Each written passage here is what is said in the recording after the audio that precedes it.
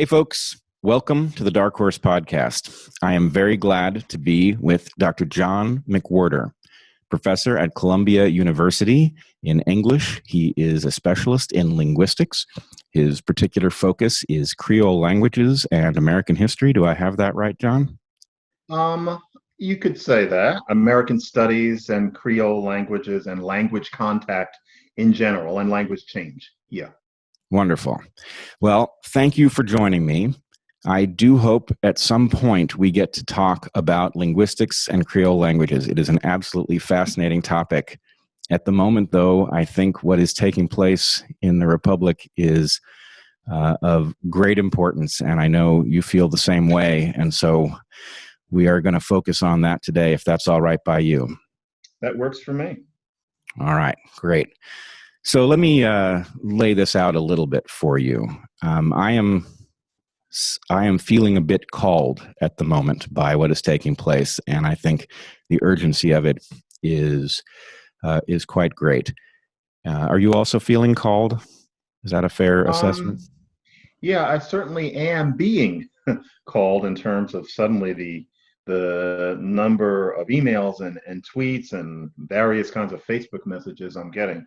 But yeah, a moment has come when something that's been kind of burbling since the year 2013 is about when there was a real sea change, has really come to a head and left a lot of people who would consider themselves liberal or even leftist curious as to what this new extreme prosecutorial strain of the left is that now actually seems to be making its way into mainstream institutions. And so I think there are many of us whose work and thoughts have been relevant to that over the past 6 or 7 years, where suddenly over the past 3 weeks, it seems like it's a time when we're needed or that we need to say something. It's felt almost like a burden to me because things are happening so quickly that it's hard to have a large picture idea that you can imagine standing the test of time. But I have to get over the idea that everything you say is going to stand the test of time or, sound like Will Durant.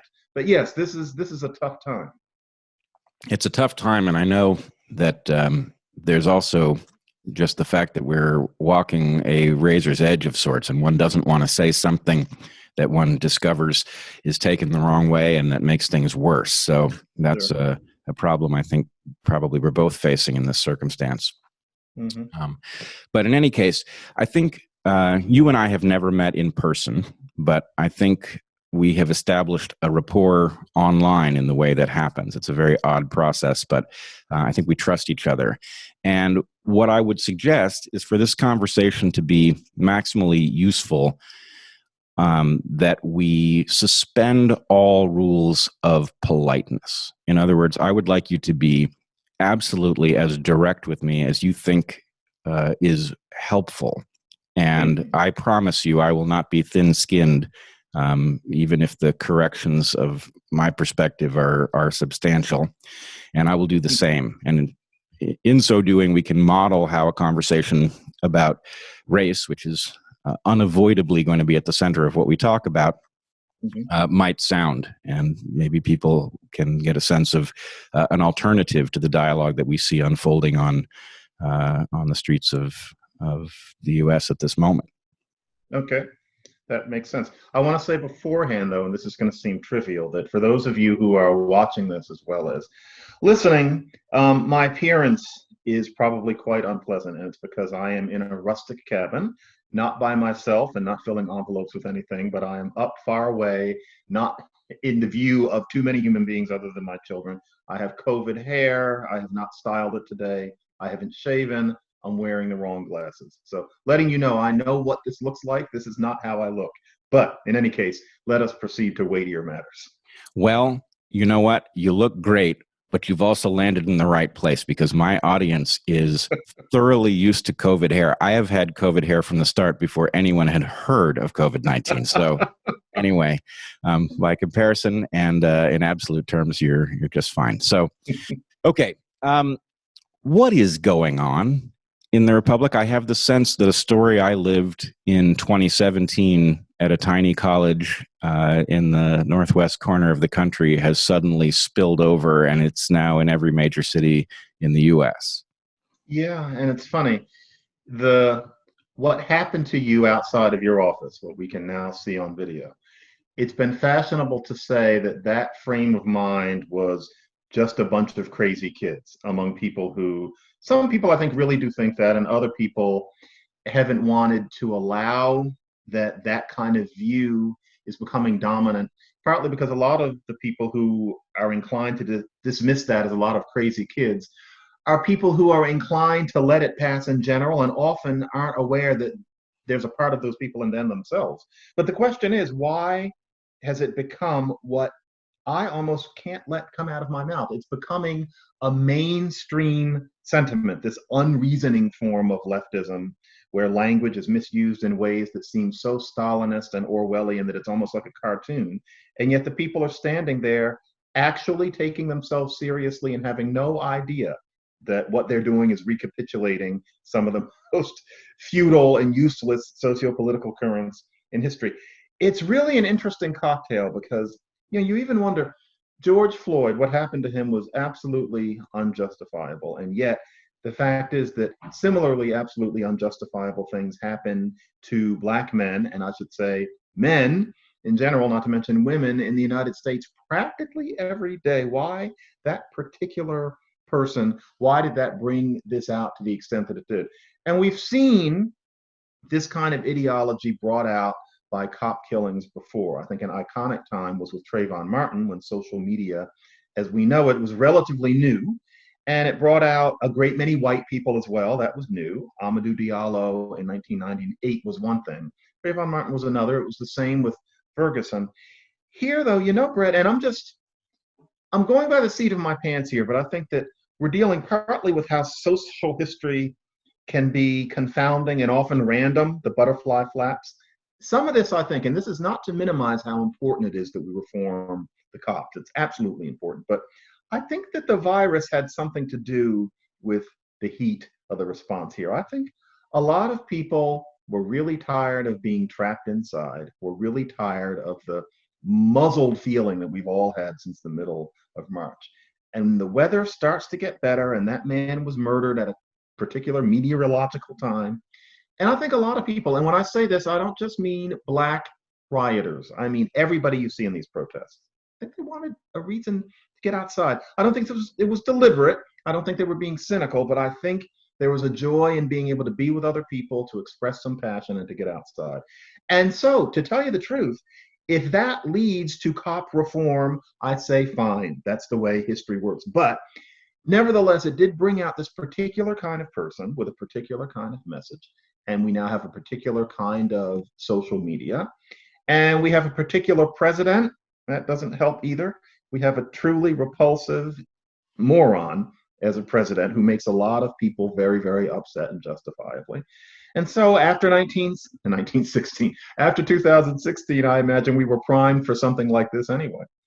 So I think that that's why all of a sudden this hard, unreasoning, Orwellian social justice warrior left, of the kind that was telling you were saying, quote unquote, some racist shit a few years ago, is now dominating the op-ed pages and toppling literary committees and making people resign.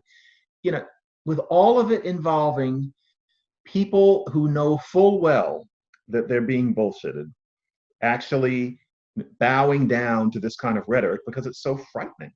And yeah, it's hard to take in. Well, we have our work cut out for us. I see a lot in what you've said that I agree with, but I think I'm far more worried than it sounds like you are about what's going to come out of this. For a couple reasons. And I should say, one of the things, I think I've never spoken about this publicly, but one of the things that happened as Evergreen came apart was there was graffiti about me all over the place, and posters, and there was a certain amount of Trayvon Martin stuff hurled at me as if I was George Zimmerman or something like that. And I think the reason that this matters is that it just tells you how preposterous the claims can be and still pass muster in in the movement. And so you say people know they're being bullshitted. A few do, and I think they start out knowing that, but that there's an insidious process here in which people feel jeopardized, understandably. They make concessions that are initially small, and then they are marched in the direction of gargantuan falsehoods that they then have to convince themselves of in order to sleep at night. And so it's a kind of spreading process. The reason that so many people got wrong what was going on college campuses was that they thought it was a college phenomenon. They thought kids protest, it's part of growing up. And that's never what this was. That's an element of it. It's why we saw it there first. But this is, I think, a contagious madness. And the worst part of this contagious madness is that because it is focused on a false narrative, and I really believe the narrative is false, it is obscuring the true narrative that actually explains the frustration. And so, in what sense? Well, let's start this way. I believe that what's going on is a couple things. You're right about COVID-19. There's an element I would add, which is that COVID-19 pulled the rug out from under the economy as far as working people go. And the sort of Occupy sentiment that the system is rigged and that haunts some of us more than others is now, this is an Occupy 2.0 phenomenon that we're seeing fused with a Black Lives Matter phenomenon. Right. So people who've lost their jobs, discovered that their jobs were garbage to begin with, in the COVID-19 situation, are looking forward and realizing that their slice of the pie isn't very large, and they're spilling into the streets. So the frustration, I think, is quite real. And understandable, yeah. Absolutely understandable. But I would argue that policing, and in particular brutal policing and militarized policing, are a symptom of an economic system that is actually rigged in ways that are obvious sometimes, and in ways that are subtle in other places, but that in effect we are now having a battle about policing that makes no sense. Yes, policing needs to be reformed. This is clear, but you can't. Certainly, a discussion in which police reform is being blurred with the concept of eliminating the police. There's no conversation to be had, even if there was some way to eliminate the police. You certainly can't start there. So we're having a frustratingly empty conversation, and this is causing the people who are maybe not as aware of the unfairness in our system and the riggedness of our system. It's causing them to feel emboldened because they're seeing arguments that don't add up, and their sense is, well, let's just shut this down, right? So they're missing the fact that the energy behind the protest is the result of something, a very natural process. And a real something, yeah. A very real something. People have a right to be frustrated. Now, let's just march right towards the fire. Was George Floyd murdered? Yes.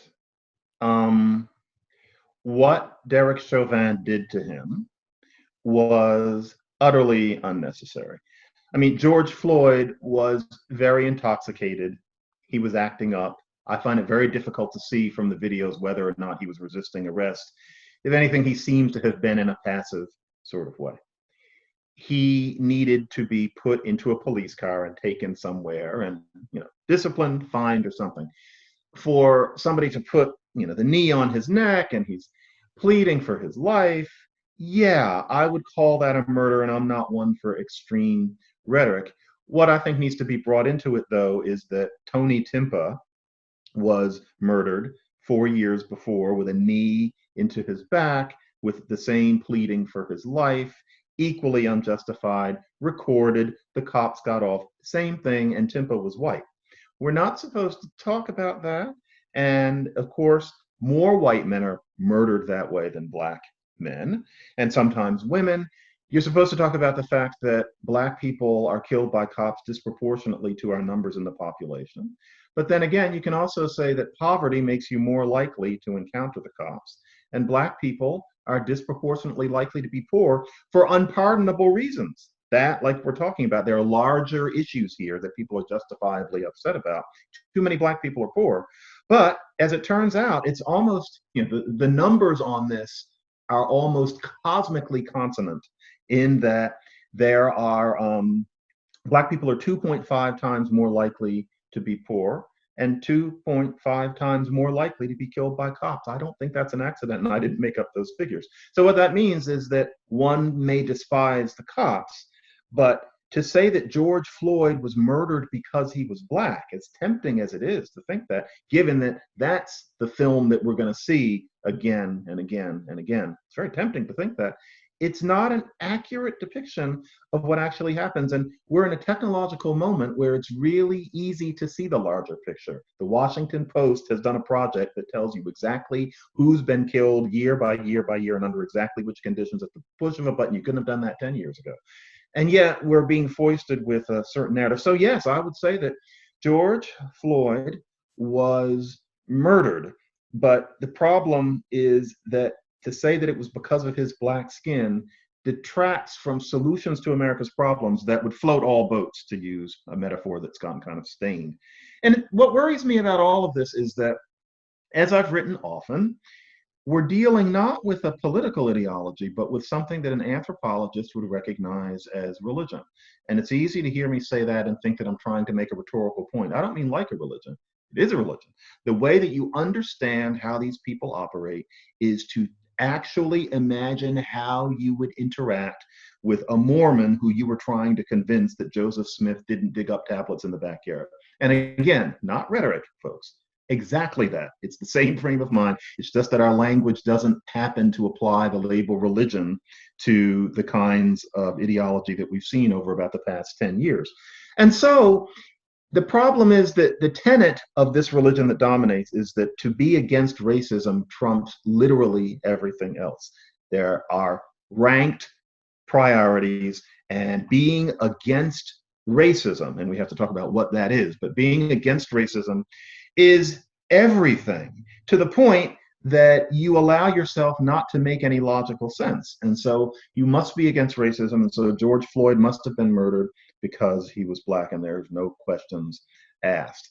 And you cannot have any kind of dialogue with a person of color about racism. If you have any kind of dialogue with them, if you question anything that they say, such as you do, you are a racist, and there are no questions to be asked. And I've seen this even in my own academic work, where, as a much more naive person, I've tried to be an empiricist about things and been savaged and not quite understood it until nowadays I realized, wait a minute, I was dealing with parishioners. It was the proto versions of these things. Late 90s, the Oakland School Board tries to address Black kids' lagging rates of scholastic performance by treating Black English as a different language and bringing in translation exercises and dialect books. There's very little evidence that that sort of thing works, and an awful lot of evidence that certain kinds of race-neutral reading pedagogy techniques really do help poor kids from bookless homes, i.e. poor Black kids. I tried to talk about that kind of thing, and I was ripped a new one by countless Black and white linguists and educators. And I'd say, but look, what you're proposing doesn't work as well as other things. Black English is not a separate language. Nobody thought that back when Black English was a lot less like Standard English than it is now. I realized now it was the religion. It's not that this religion emerged somewhere in 2013. I wasn't prioritizing anti-racism. You talk about my Creole languages. Creole languages are fascinating because what happens is that language is broken down into a pidgin, which is not a language at all. And then it's built back up into a brand new language out of what once were fragments. That's really neat. There's a strain in Creole studies, and it's exactly like what we're talking about, that insists that Creole languages didn't come from pidgins, because pidgins are not real language. Creole languages are just mixtures, and it has nothing to do with anybody ever having started with a pidgin. And the thing is, every language in the world is a mixture. Creoles are different from just mixed languages. It would be like claiming that every single creature in the world, the analogy is going to go off the rails, is some kind of hybrid. And so it's as if Lynn Margulis was right about Everything is about combination. There's no such thing as there having been really simpler creatures in the Precambrian. The idea is that I'm going to throw something out. The Ediacaran creatures are as complex as jaguars and people. There's no difference. That's what's going on in Creole studies.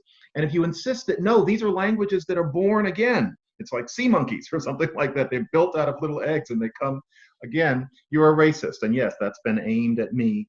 And of course, there are about 3.5 people in Creole studies who insist on this loudly and explicitly.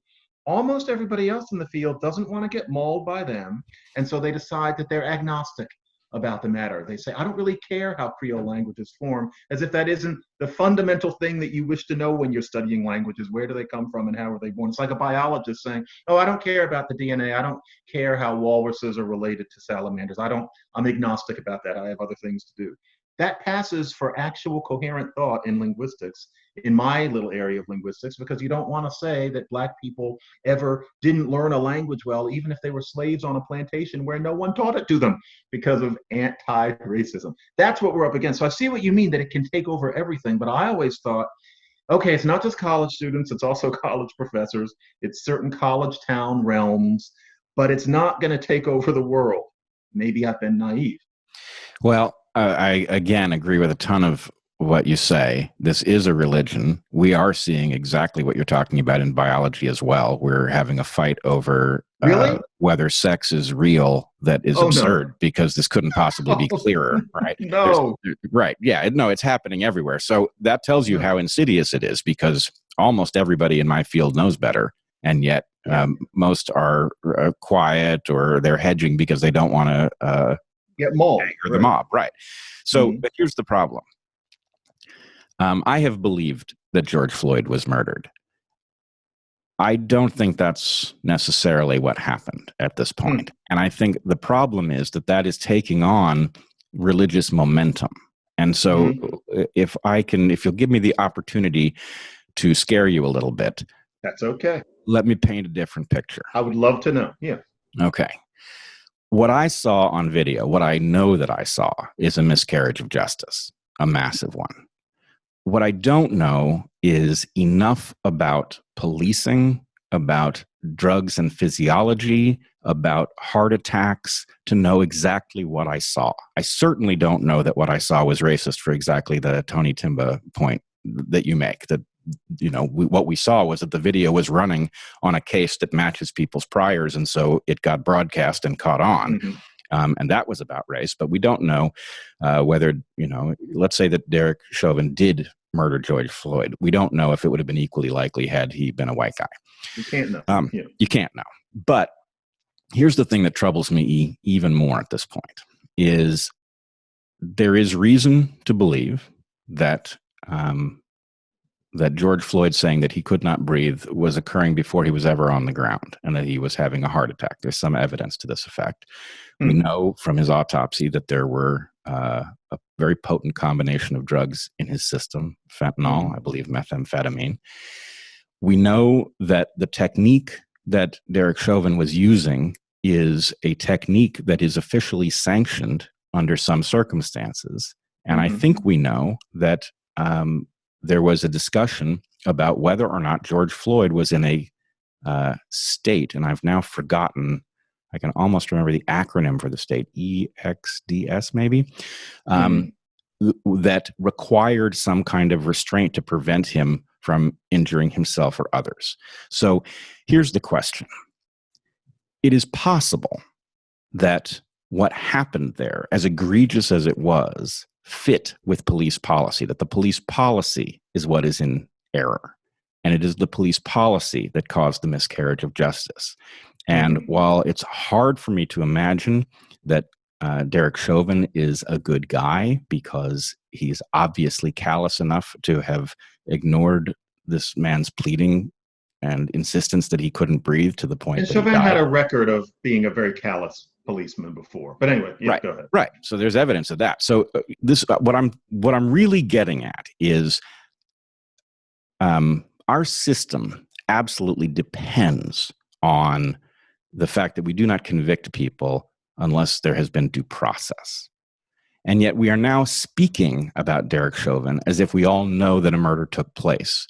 And that's certainly something, you could see something on video that would tell you almost beyond a reasonable doubt that somebody Right. had been murdered. But I don't think what we saw on video tells us that, because there's too much stuff that most of us don't know anything about, like how do these drugs affect you? What is the police policy in Minneapolis? We don't know any of those facts. Right. So anyway, here's my concern. Is it possible for Derek Chauvin to get a fair trial in the modern era at this point? Not in the public sphere. Like, I think that it's quite possible, and possibly too possible, that he get off because of not only the facts of the case, but certain things entrenched in the cops and the unions and how trial works. He could get off because a very small number of people look at the sorts of things you're looking at and realize that he does not deserve to be called a murderer. If English had a more explicit subjunctive, I'd use it there, that he did not deserve. Maybe he did, but maybe he didn't. I'm not remotely offended at your saying that maybe he didn't. We don't know. Like, I'll even give you something. Watching the tape, there are two things that strike me. And one is that the Asian one, whose name I forget, is just sitting there watching. And what we're supposed to think is that he's this barbarian. But how many barbarians like that are there who really would just stand there?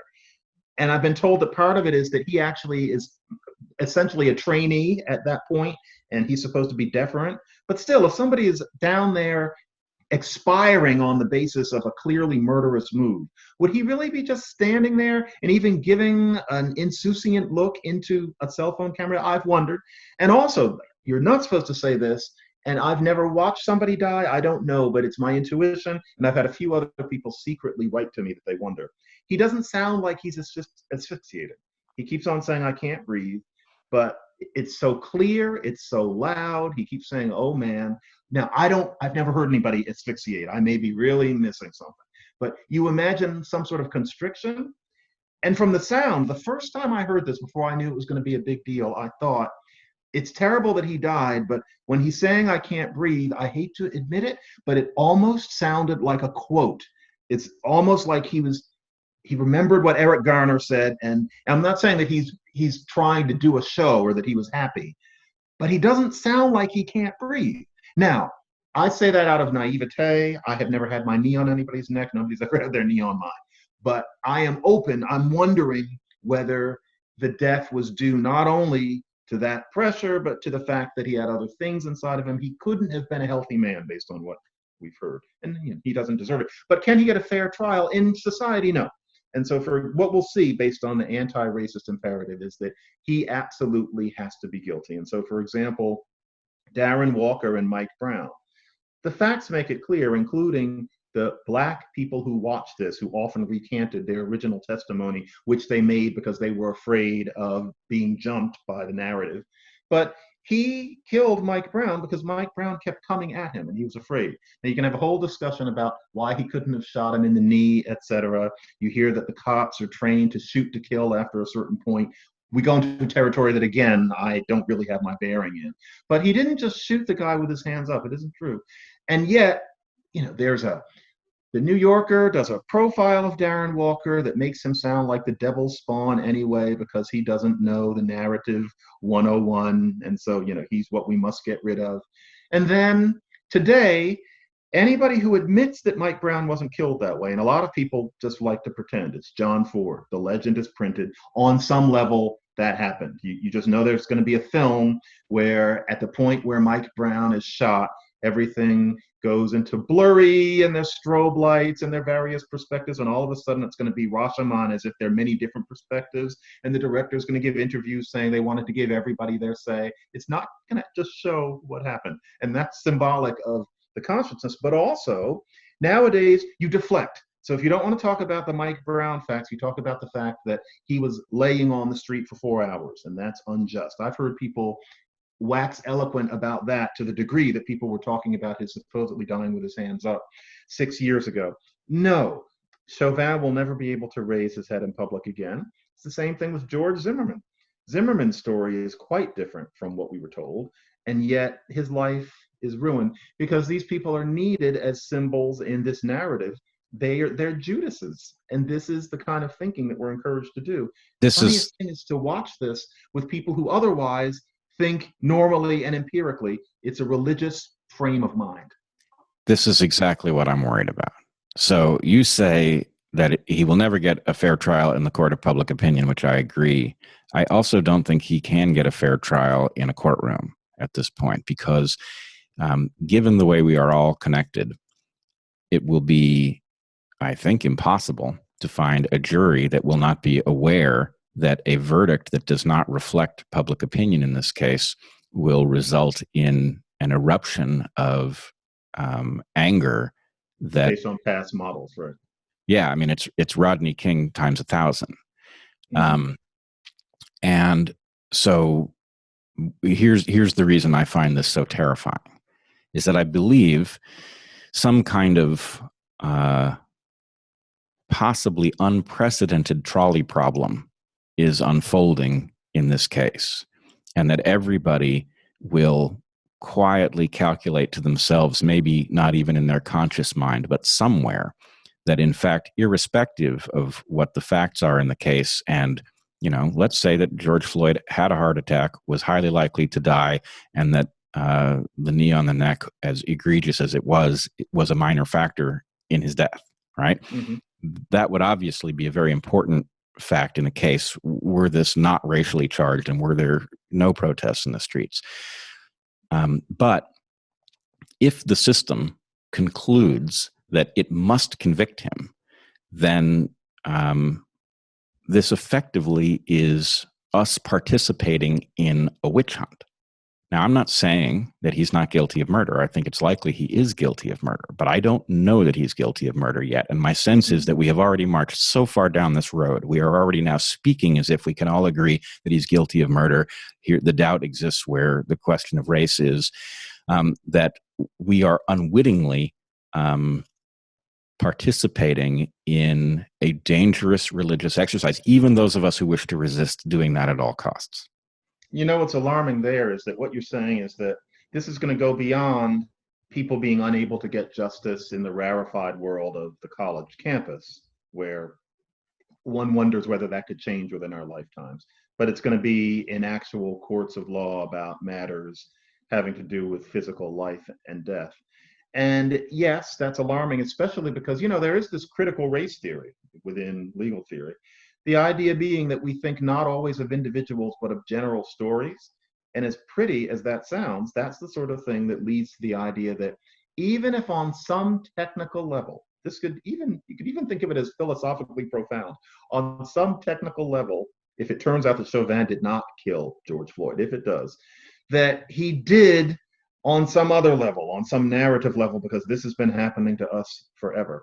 And although most of the people on that hypothetical jury probably don't read critical race theory, that way of thinking is percolating into the general consciousness. And what might be alarming is that it's no longer just people with PhDs and the equivalent. It's beginning not to be just people who read the New Yorker and listen to NPR. It's beginning to just be folks. That is alarming if that is where we're going. And the verdict on Chauvin, I don't know whether they say Chauvin or Chauvin. I'm going to say Chauvin. Chauvin could be seen as a bellwether of that. Yes, that is true. That this time he doesn't get off, despite the fact that the facts are muddy and that even civilians like us can see. Yeah, that is alarming. And so then what happens, Bret? Where are we going? Oh my goodness. I'm afraid if we are not very careful, that we are staring at the un-invention of the Republic.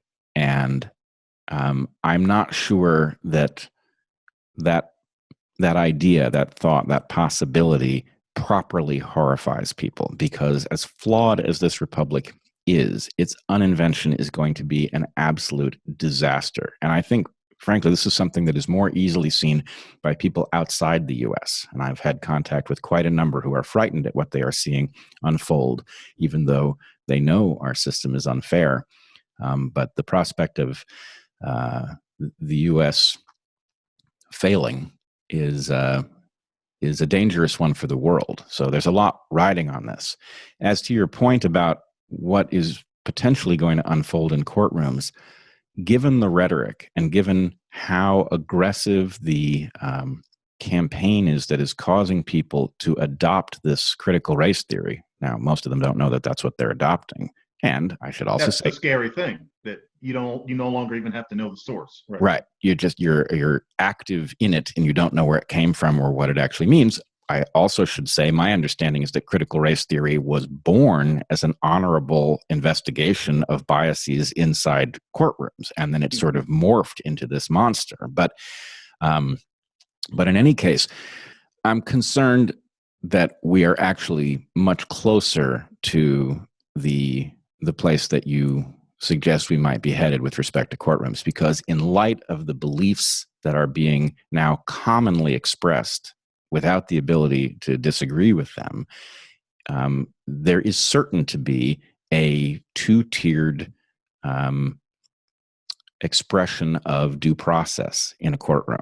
In other words, those who are understood to be suffering from a history of oppression will experience a bias in their favor, and those who are understood to be part of the race that has been perpetrating the oppression will face a very different standard. Now, the really difficult part about this is that there is some truth to the fact that the reverse of that situation has existed in courts since the Republic was founded, right? Mm-hmm.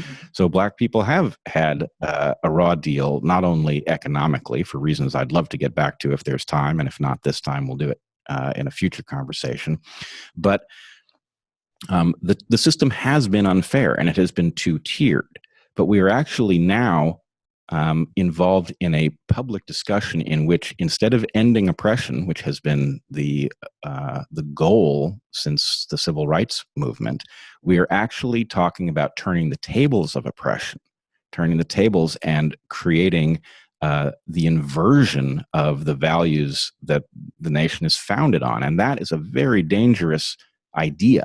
It is bound to be unstable, and we will all suffer from it.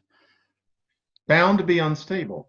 Of course, the people who are hoping that this really takes over are under the impression that once we accomplish this anti-racist goal, that everything would be okay. I get the feeling they think it wouldn't be unstable. They think that what's happened before has been unstable, and the rhetoric would be because you adopt what James Baldwin didn't exactly mean, that white people's identity depends on there being Black people below, that white people are deeply unstable psychologically because of their feelings about Black people and because of racism, and they need to face it in order to be whole, etc. So the idea would be that once we get beyond this, then everything would be all right. What they don't understand is that they would be busting everything down based upon an uncompromising kind of ideology that could never create a true consensus, and we'd only be on to worse things. And there's so much that would be wrong with that society. I probably lack a little bit of imagination. I'm not looking at this as cleanly as you are, I suspect, in that my tendency is to think that this is a pendulum shift, that things tend to go too far, and then things come back to a healthy middle. That's even happened with race ideology. You could have watched the sorts of things people were saying in the late 60s, dashikis and Black Power and a rather incoherent ideology, Black Panthers doing some violent things, some good things, as one's supposed to say about the Black Panthers, but the violent aspect as well. And you might have thought that something really scary was going on, as one would have thought in 1968 in general, with all the things that were going on. And nevertheless, by 1980, all of those things had been tempered somewhat. Society had been changed. Attitudes on race were profoundly different, even under Ronald Reagan, than they had been under Lyndon Johnson.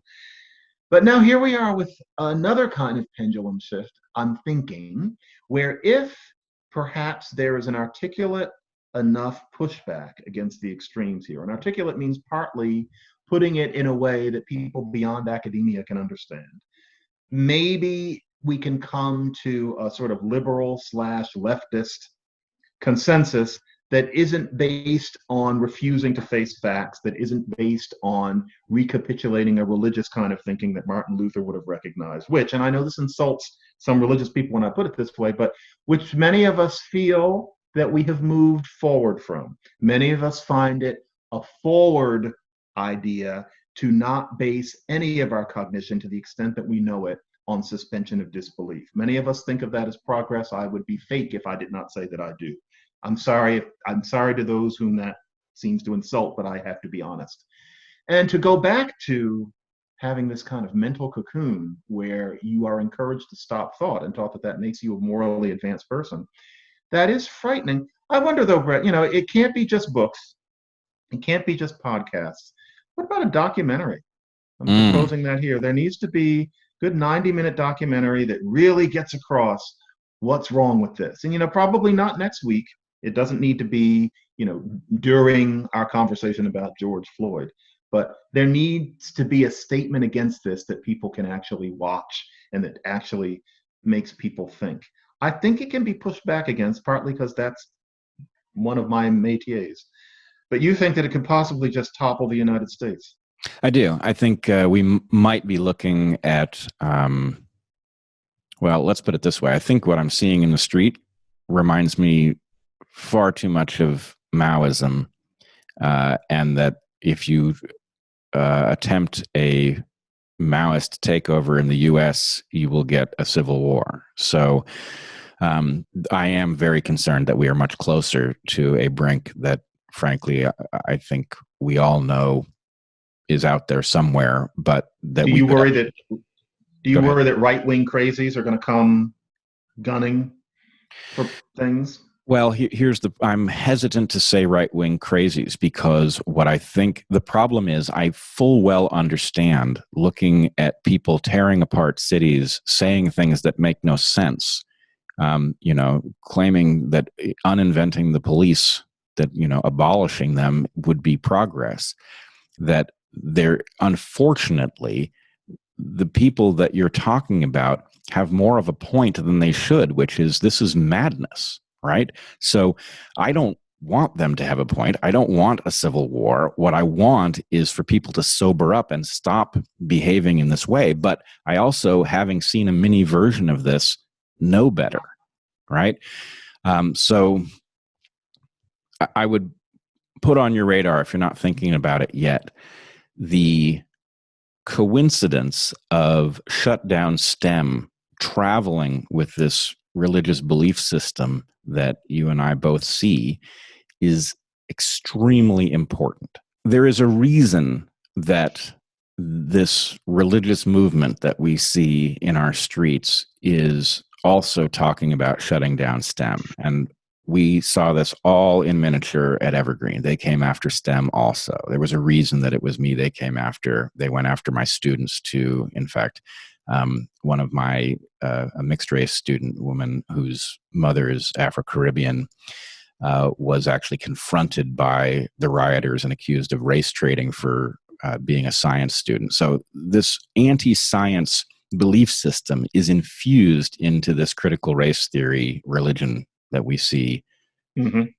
protesting and rioting. And so the threat that poses to our ability, even if you had this documentary that you're talking about, it would be, I don't know what is there documentary burning? They will invent documentary burning. Right. And effectively, it will only reach those who already, in some sense, know better. So I'm just watching this thing take over people who should know better. And so that says something about the mechanism of action. The arguments that are being deployed are really low quality, but the mechanism of action is really powerful. The strategy is very, very strong. It's a smart strategy. So I don't know where that leaves us. Now, as to your point about it can't be podcasts, I agree with you. And I've increasingly started to wonder if one of the problems that we face is that the people who should be in a leadership position, people who could say something, could shut down the bad arguments and substitute better arguments, that those people are, I would say, trapped in the gig economy. And they don't have the power of leaders because everybody can click away. They don't, a leader can tell you something you don't want to know, but you need to know. Somebody who, you're deciding to watch them, and as soon as they start saying things that you don't like, you go find somebody who says stuff you like better. That's not a leadership position. And so I wonder if part of what's taking place is that the transformation of the way we interact with each other has ruined the concept of leadership. And a leaderless movement is a dangerous movement because it's inherently going to subscribe to pleasant fantasies, utopia among them. You know, you're scaring me, but I want to venture this. If what we're really seeing is a pendulum shift, like on the campuses, like this is not remotely to minimize what happened to you, but when that happened to you, there were many of us, including you, who were thinking, and I understand what you're saying about the whole attitude towards STEM and how insidious that could be, but we were thinking, is this college? Is this what it's going to be at a university from now on? And as I've been observing lately, in the historical sense, that was actually only a few years in the mid-teens. That was kind of a fashion, and watch it happen tomorrow somewhere. But you notice, so there's a cluster of events like that. And then it kind of stopped, and I think it was partly because of the pushback against it from a lot of sensible people. And it's not that I think anybody was reading an op-ed in the Chronicle of Higher Education and decided not to do it, but I'm not sure how these things happen. But society turned against people getting beat up when they come to speak on a campus. And in this case, if that happens after about 3 years, and we've got about 3 years to wait this out, if that happens, the good thing that will have come out of it is that I think it has been resoundingly proven that people like Ta-Nehisi Coates are wrong in their sense that America is this place that's utterly united against Black people on all levels, and that nothing will ever happen, because all you have to do is look at the color of a lot of those crowds to see that there's a certain kind of white person, and it's not only, Antifa, it's not only college students, it's a lot of people who have really changed and made this country a different place than it was even 25 years ago, which to me feels like 5 minutes ago. Maybe that'll be the result, but that could only have happened, you get into kind of dime store Hegel here, with all of this craziness going on right now. That might not be what happens, though. We might be at a particular turning point, in which case you are the wise one right now, and I'm the one who's assuming that Hitler will go away. I'm just hoping that I'm making some kind of sense. Can we agree that we are both rooting for you to be right? Yes. I mean, so strongly. Yes. Here's my concern. I also thought that we were actually turning the tide on college campuses. And, there's some reason to think that. What happened at Reed, for example, was very different than Evergreen, even if it started out similar. Mm-hmm. But I actually think something else explains the fact that this has died down on college campuses, and it's less hopeful, which is that in some sense, this is a millennial delusion. And I don't mean it's all millennials. My wife and I, Heather, we taught mostly millennials for the entire time we were teaching, and have a great many millennial friends. So we know there are lots of people in that generation who can think very carefully, but there's also a kind of tendency to embrace this mode of thinking that has now left college, and it's now inside of all these other institutions. And so I never thought about that. The fact that we are seeing the same battle that we saw at Evergreen now apparently unfolding inside the New York Times and every other journalistic apparatus, that's to me not a hopeful sign, because it means that now we're not dealing with the toy version. We're dealing with all of the stuff on which we depend. And that's not a hopeful thought. Brett, I think this is fun. I think we should do a part 2. And we should do a part 2 when I'm in my home and there's nobody in it and the shower doesn't need to be fixed, because you're really making me think about these things. And the thing, though, is that college generations reproduce themselves. And I get the idea that the people from 10 minutes ago who were hollering on campuses are now interns at the New York Times or something like that. But wouldn't you expect that succeeding freshman classes would have kept doing the same thing because they pass it on one to another? If it was just 1 3 or 4 year cohort who then went and carried it somewhere else? In a way, that's good news, because it would mean that these people will just keep getting older and older in their current jobs, and then they'll become these graying people who are, strangely angry. But then there's this whole generation below them that aren't. It seems to me that usually these things are passed on to the people who are slightly younger, and somehow that didn't happen. And it may be just, I'm speaking from Columbia, where for mysterious reasons, nothing like that ever really happened. So I maybe feel more sanguine because protests at Columbia are small and brief, as opposed to there having ever been anything that made the news other than the Emma Solkowitz's controversy, the mattress controversy. And that's a really very different set of issues than what we're talking about here, although there's an intersection.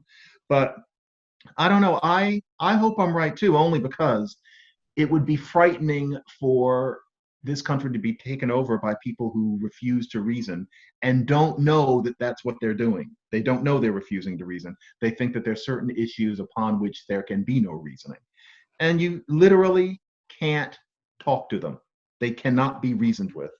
And put them in positions of power, and next thing you know, the country does start to disappear. That is a very frightening prospect. Yeah, it's very frightening. I don't think we can stand even a brief period in which this modality rules. I don't think it will happen. It's hard for me to conceive of how it would last long enough. But my concern is what it disrupts in the meantime. So I don't know. Again, I am definitely rooting for you to be right. But I do think we at least need to consider the possibility that what we are seeing is demographic. It's aging into power, and that has frightening implications if we don't get around it. And I guess the two last points would be, it does raise a question about how we can reboot leadership so that there is something that can be reasoned with. There is someone on the other side who's ready to have the discussion about what is actually taking place and what an actual remedy might sound like, rather than the narrative that's being deployed, which is so inaccurate that any remedy to it is bound to backfire. And I've watched leaders recruited even recently who clearly part of why they were recruited as leaders is because they speak this new language. And these are leaders who have no idea they're speaking the language. And I'll bet the people who vetted them weren't thinking consciously of what they were vetting the people for. But a person wouldn't have made it through who didn't have the ability to stop reasoning when it came to issues of race. That's scary to see. And I'm thinking about people who are in their 40s who were recruited in this way. They're not kids. So yeah, I know what you mean. It's creepy. It's creepy stuff. And it's why I'm doing a book. I am doing a book about third wave anti-racism. It's pouring out of me as if it was channeled from someone else. I don't know where this book is coming from, but I've just realized that something is really, really wrong. But a book alone isn't going to do it. The question is how to really change society. You have a working title? See. No, the title of this one, I'm waiting for whoever is channeling this book through me to give me a title. I'm not good at coming up with titles, but it's got to have, if you have any ideas, let me know. It's got to have a catchy title. And the title can't be "Fuck All of You," which I hate to admit is that one already taken? It has to be something a little more constructive, and I don't have the title yet. So I like your idea of a part 2 of this conversation. I want to propose a starting place. Okay. There is something about the origin story of the American Black population that actually is mirrored, not perfectly, but it's also mirrored with respect to Indians, to American Indians. And it has to do with the systematic disruption of culture that took place when the U.S. was formed, or even before. And in any case, I think this fits perfectly with one of your primary areas of study, because this is why a pigeon emerges before a Creole. And so in some sense, what I would like to discuss is whether or not the pervasive sense that opportunity is somehow held back from the population of Black Americans, if this is not rooted in that special origin story, and if that does not actually point in the direction of what real remedies might be. In other words, if the frustration is real, the diagnosis is wrong, but a correct diagnosis would be helpful, maybe we can navigate our way to a prototype of that discussion. It's interesting that you use the word prototype for reasons that I will share with you when we keep going. That sounds utterly fascinating. So let's do that as soon as possible. Yeah, Great. definitely. I look forward to it. All right, folks.